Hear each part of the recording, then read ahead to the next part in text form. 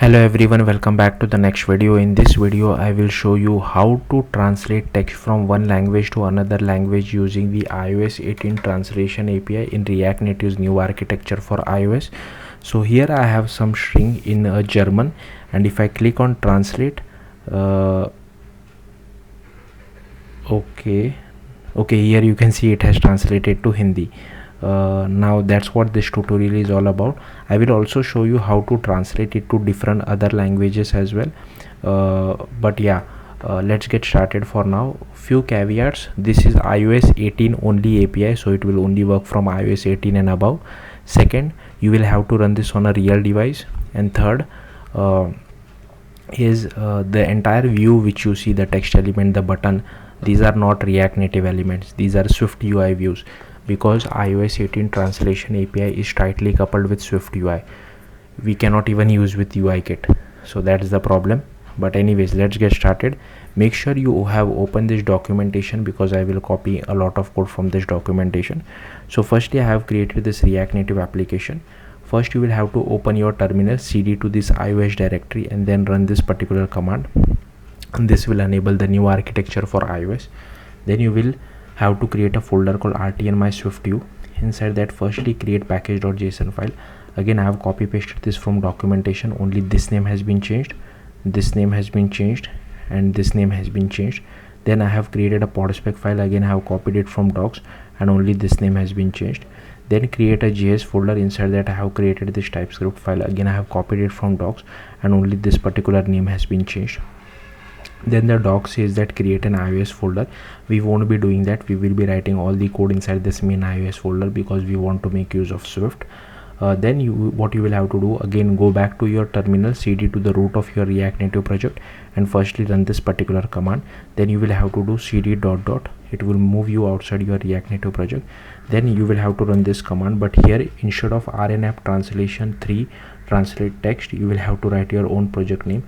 As you can see, my project name is rnapp translation 3 translate text, so you will have to change it over here as well as over here. Okay, I'll show you the full command. So this is the full command. Okay, then you will have to cd to your iOS directory and then run this particular command. So this will do code generation. Then you can import it something like this and use it like this.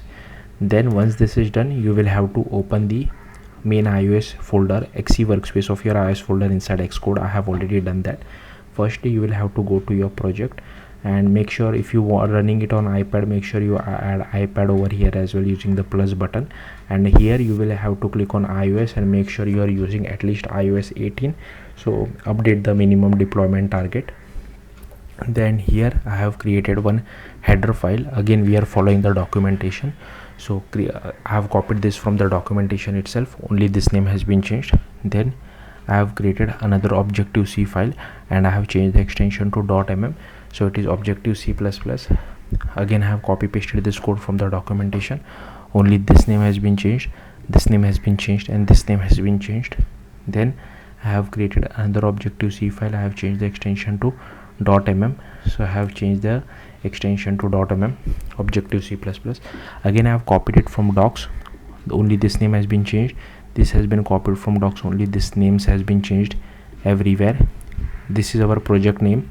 So as you can see over here, this is my project name. This import I have changed. Don't use the one which we have inside the documentation, because we are writing the code inside the main iOS folder. This has been copied from docs as well. This name, and this name has been changed. This is our Swift UI file, which I will show you shortly.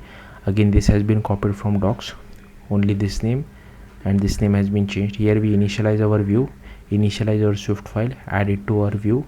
Again, this has been copied from docs, and only this name and this name has been changed. Then we create this Swift file. Xcode will ask, do you want to create a bridging header? Now this is not Swift UI view, this is still UIKit view, but we want to write the code to embed Swift UI view inside UIKit. So that's what I have written it over here. Just copy paste all this code. This is boilerplate code which you have to write every time you want to embed Swift UI view inside UIKit. Here we initialize our Swift UI view file.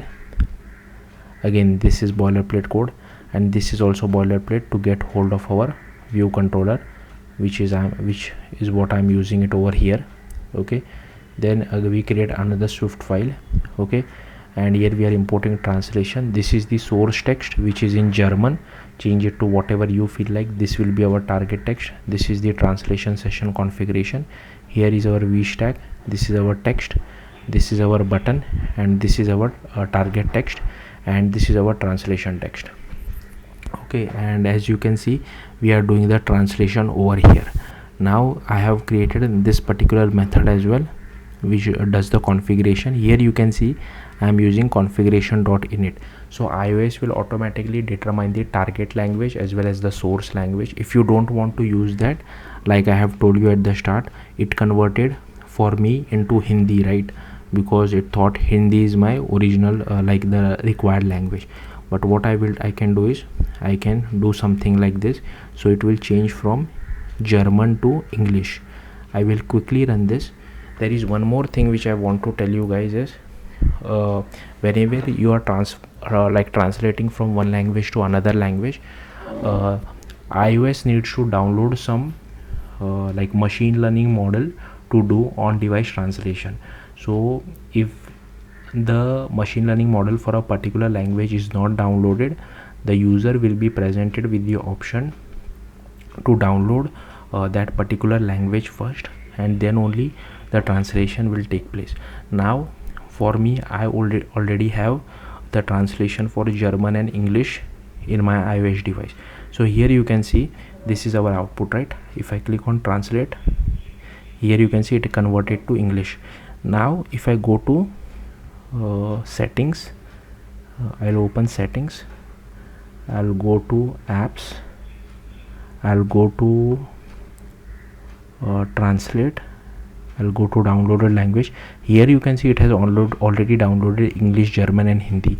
But if I am translating from any of the other languages which has been mentioned, it will tell me to download the machine learning model. So suppose if I change this to English en.gb, this is for English UK, right? This is not downloaded in my iOS device. So if I rerun my application again I am running it via Xcode, but if you want you can run it via the yarn iOS command as well, up to you. So let's just wait for this to get finished.